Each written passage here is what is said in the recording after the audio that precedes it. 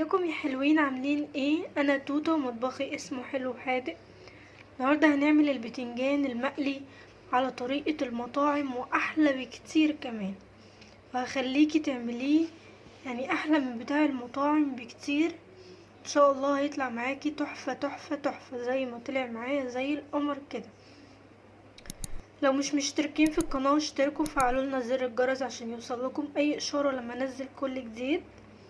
عرفونا بنفسكم تحت في الكومنتات وقولوا لنا انتوا منين عشان نرحب بيكم، ولايك تشجيعي قمر منكم كده. يلا بينا نبتدي نشوف معانا مقادير ايه عشان نعمل البتنجان القمر ده. عشان نعمل البتنجان بتاعنا معايا نص كيلو بتنجان عروس، اللي هو الاسود او الابيض اللي انت بتحبيه. تفتحيه فتحه بالشكل دي كده، بالشكل ده كده، بس تغسليه الاول، متفتحوش من ورا، من قدام بس. ودوت هتغرزيه كده بالسكينه علشان هنقليه. ومعانا ليمونتين، ومعايا معلقه نعناع ناشف، بجد هو ده السر بتاعه وان شاء الله هيعجبك جدا. ومعانا معلقه كمون صغيره، ومعلقه كزبره صغيره، رشه بصل بودره وتوم بودره. معانا حوالي 4 فصوص توم فرمتهم بايد الهون، او ممكن تفرميهم في الكبه على حسب ما انت بتفرميهم فين. معايا 4 طماطميات. دلوقتي بقى هنعمل ايه؟ مجهزين طاسه على النار، زيت سخن حاطينه على نار عاليه. ننزل بقى البتنجان بتاعنا، خلي بالك انتوا بتحطيه. دلوقتي حطيت الكميه بتاعتي كلها. اول ما يدبل كده شويه هنقعد نقلب فيه، هي تقليبه واحده على الظهر ده وعلى الوش ده، فاهمه ازاي؟ نعمل بقى الخلطه دلوقتي على ما هو يتحمر. على ما البتنجان بتاعنا يتحمر حطيت الثوم بتاعي في ايد الهون، في الهون طماطم مكعبات صغيره. انت ممكن تعمليها في الكبه لو انت ما بتحبيش اللي انت تعمليه في الهون، بس في الهون بيبقى بجد الطعم في حته تانية خالص، بيبقى جميل قوي وبيبقى طعمه تحفه. انت ممكن تحطيه في الكبه او في اي حاجه براحتك. دلوقتي بقى هدقهم كويس قوي. اول ما يبقى قوامها حلو كده، بصي انا دقيتها زي ما وريتك. انت ممكن تعمليها في الكبه، اول ما يبقى قوام كده تشيليها من الكبه. دلوقتي بقى ننزلها في علبه.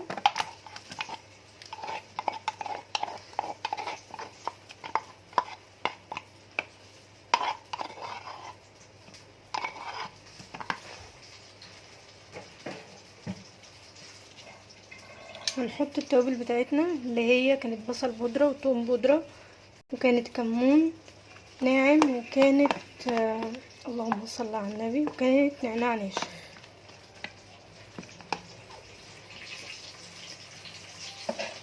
ننزل بقى بالليمون بتاعنا، عصر الليمونتين، عصرت الليمونتين. هجيب معلقتين كبار خل،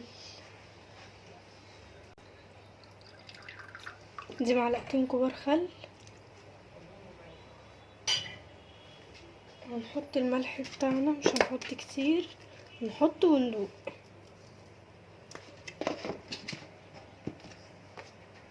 هنحط ميه بقى حوالي كوبايه صغنونه، اللي هي زي دي بالظبط كده.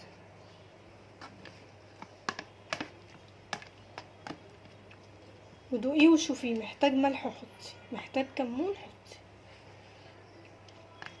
هو محتاج شويه ملح. حط شويه كمان.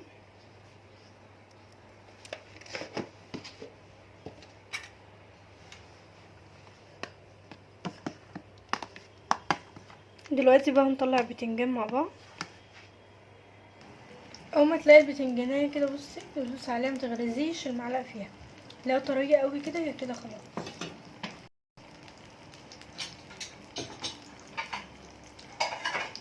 جاهزين طبق نشيل مع بعض.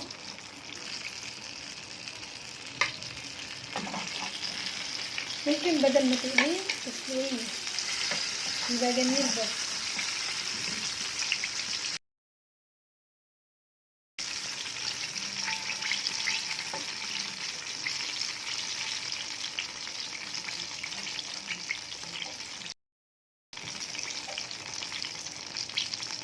مش هننسى الفلفل الرومي بتاعنا، ممكن تحط فلفل حراق. هنسيبه بقى. اول ما طلعت البتنجان وطلعت الفلفل الرومي بتاعي، هنجيب بقى البتنجان عشان سخن. خلي بالك من ايدك عشان هو بيبقى ملهلب كده. اهم حاجه تجيبي علبه تكون محكمه الغلق، يعني ايه، هتكون بتتقفل كويس قوي علشان ما تخليكيش ريحه التلاجة توم. هو جميل قوي بس ريحه التلاجة بتبقى توم، فاهم حاجه العلبه. بصي نحط بقى بالشكل ده كده ونقفلها.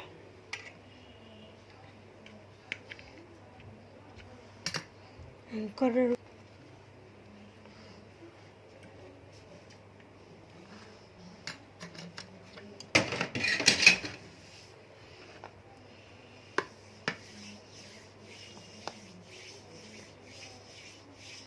هنعمل كله بالشكل ده كده وهخلصها وارجع لكم تاني. بالشكل الجميل ده بجد تحفه تحفه تحفه.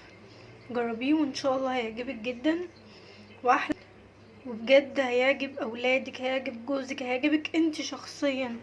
بجد جميل جميل جميل. السلام عليكم ورحمه الله وبركاته.